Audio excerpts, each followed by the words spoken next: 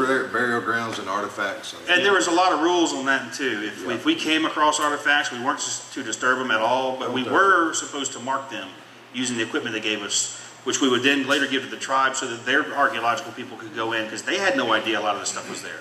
So we were always on the lookout for these things. If you saw it, we were keeping an eye out. I mean, they made wood boxes. They did a lot of things. There's a lot of stuff. They're midden mounds, all sorts of stuff that we kept our eyes open for. They threw us a real big party. They were very nice people. They were very gracious. They threw us a huge party. And the elders of the tribe knew what we were up to. But when we got into the party and a lot of the tribe members came in and they asked the same question, "What are you guys doing?" And we told them. They horse laughed at us. I mean, they went, "Now, this time of year? Are you out of your minds?" They're like, "We don't go there now. Are you stupid?" You know, I mean, they laughed at us so hard. So between that and the cougar attack stories, we had a lot of fun. We were gunned. But that is a good takeaway for your, your survival. Surviving on your own and surviving in your homes and prepping your homes. The takeaway is it takes a village, and these guys were communal villages. And so, when I think about now, when my neighbors come to me and go, "Hey, Brant, what are you doing in this? Are you storing any food or whatever?"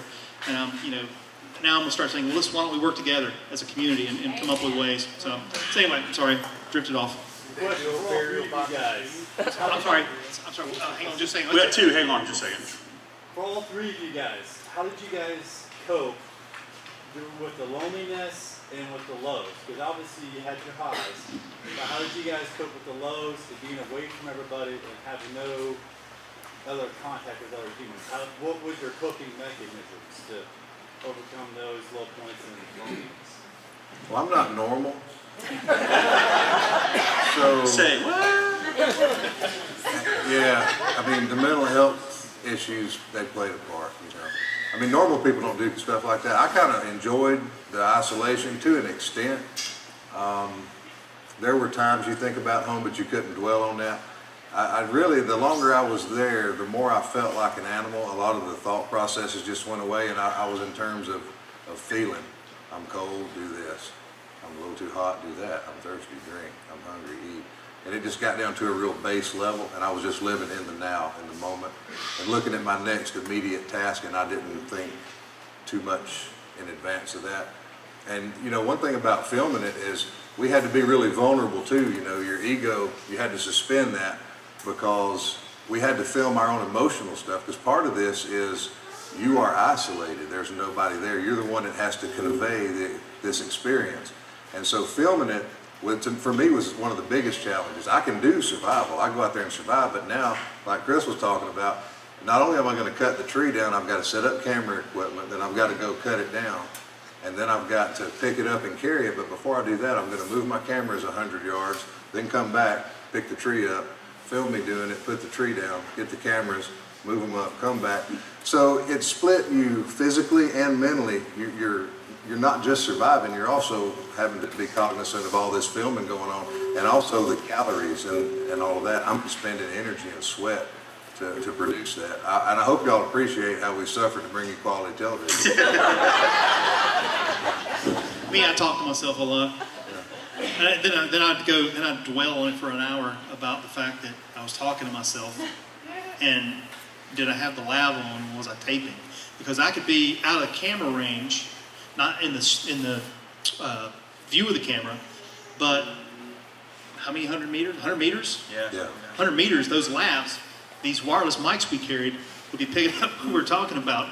And what was I talking about? And I was like, oh my gosh, what do they think? They probably, they play this stuff. I can only imagine the stuff they went through, So I'll give you one funny one that I know didn't make TV, because no one would put it on. When you're out in the woods, and we all have it, you get that 2-minute warning. You can stop and go, or you can go and stop. This is going to happen right now, right here. And I was doing something, and I'd look at the camera, and I'm like, but I'm still wearing a mic. There's not enough fiber out here. What the hell is that? Since we're on bowel movements,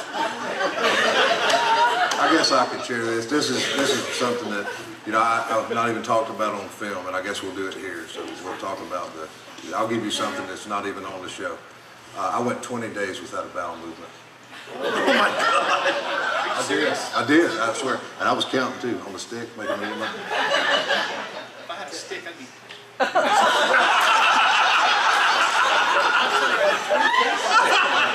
I know. Hey, but let me tell you, when it came, it was like the opening ceremony at a sumo match. It was like,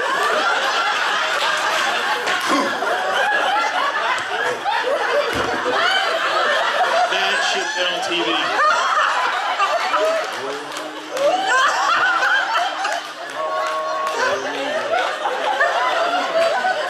and that's when I saw the sun. Basking in the radiant glory of the fiery orb. But no, I'll tell you what, when you go from eating pretty much what you want to natural food and you're eating a subsistence living, you know, your body is using all of it. There's no extra. And then if you're eating subsistence way and then all of a sudden you get into a situation where you can't eat for 3 or 4 days, your body goes, huh? Okay. I'll just eat your muscle tissue.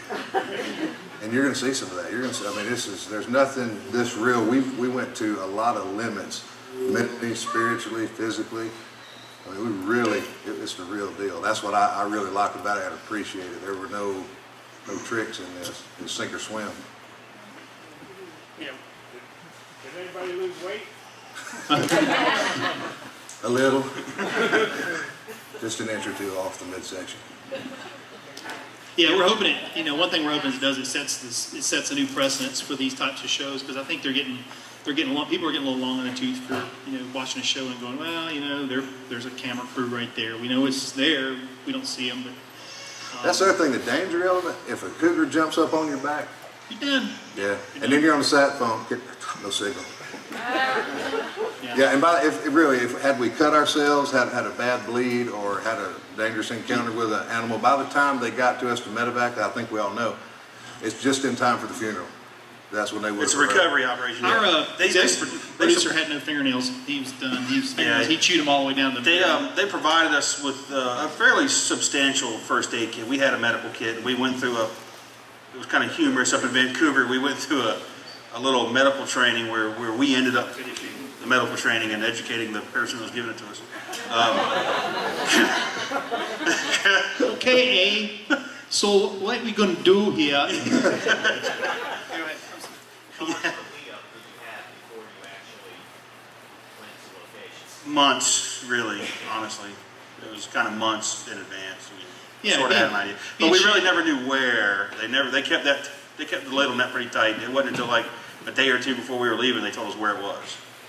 Being Shanghai would have been better. Just being. And even then, it was a general area. We never knew, you know. It's until not we so were much there, here as it might be over here. They didn't want us to call in a buddy for airdrop. All right, here's my quarter. Yeah, they being. I think the anticipation and constant planning went against us. I mean, it was hard, made it harder.